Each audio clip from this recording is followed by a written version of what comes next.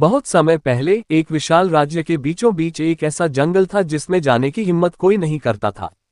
कहा जाता था कि उस जंगल में जादुई प्राणी रहते थे और वहां समय का बहाव अलग होता था। किंवदंतियों के अनुसार जंगल के गहरे अंदर एक छिपा खजाना था जिसे प्राचीन आत्माएं पहरा देती थीं, परंतु आज तक कोई वहां से लौटकर नहीं आया।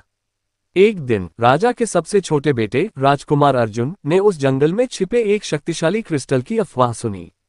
इस क्रिस्टल को अनंत हृदय कहा जाता था और कहा जाता था कि यह अपने धारक को समय नियंत्रित करने और भाग्य बदलने की शक्ति देता है।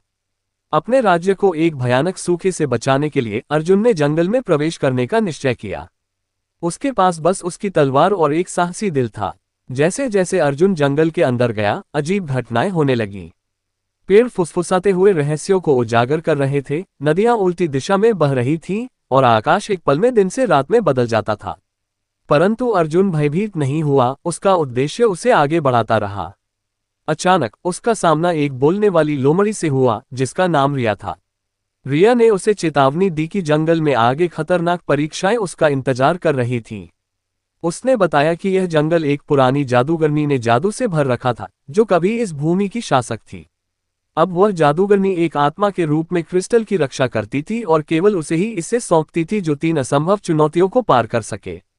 अपने राज्य को बचाने की ठान चुके अर्जुन ने चुनौतियों का सामना करने का निर्णय लिया। पहली चुनौती एक प्राचीन पहेली थी जिसका उत्तर सबसे बुद्धिमान व्यक्ति भी नहीं दे पाए थे।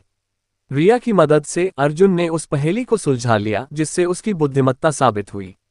दूसरी चुनौती साहस की परीक्षा थी। अर्जुन को अपने सबसे बड़े डर का सामना करना पड़ा, एक छाया जो उसके संदेह और असुरक्षाओं का रूप ले चुकी थी।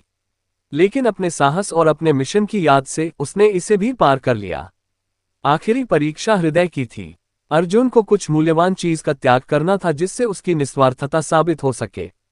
उसने अपने गले में पहना हुआ क्रिस्टल, जो उसकी दिवंगत मां का उपहार था, जंगल को समर्पित कर दिया। उसकी इस बलिदान से प्रभावित होकर आत्माओं ने उसे अनंत हृदय के पास जाने की अनुमति दी। जैसे ही उसने क्रिस्टल को छुआ, पूरा जंगल एक तेज रोशनी से भर गया। जादूगरनी उसके सामने प्रकट हुई, लेकिन अब वह दुष्ट आत्मा नहीं बल्कि एक ज्ञानी रक्षक थी। उसने अर्जुन को बताया कि क्रिस्टल की असली शक्ति समय को नियंत्रित करने में नहीं बल्कि इस समझ में थी कि भाग्य को कर्मों से बदला जा सकता है। उसने अर्जुन को उसकी निस्वार्थता के लिए आशीर्वाद दिया और उसे उसके राज्य में वापस भेज दिया। जब अर्जुन लौटा तो राज्य में सूखा समाप्त हो चुका था और पूरा राज्य फिर से समृद्ध हो उठा। उसने कभी क्रिस्टल की शक्ति का व्यक्तिगत लाभ के लिए उपयोग नहीं किया, बल्कि उसे सुरक्षित रखा, ये जानकर कि असली शक्ति उसके कर्मों में निहित थी। इस तरह जादुई जंगल और खोए हुए राजकुमार की कहानी एक किंवदंती बन गई, जो ये याद दिलाती रही कि साहस, बुद्धिमत्ता और एक शुद्ध हृदय ही सबसे बड़े खजाने हैं।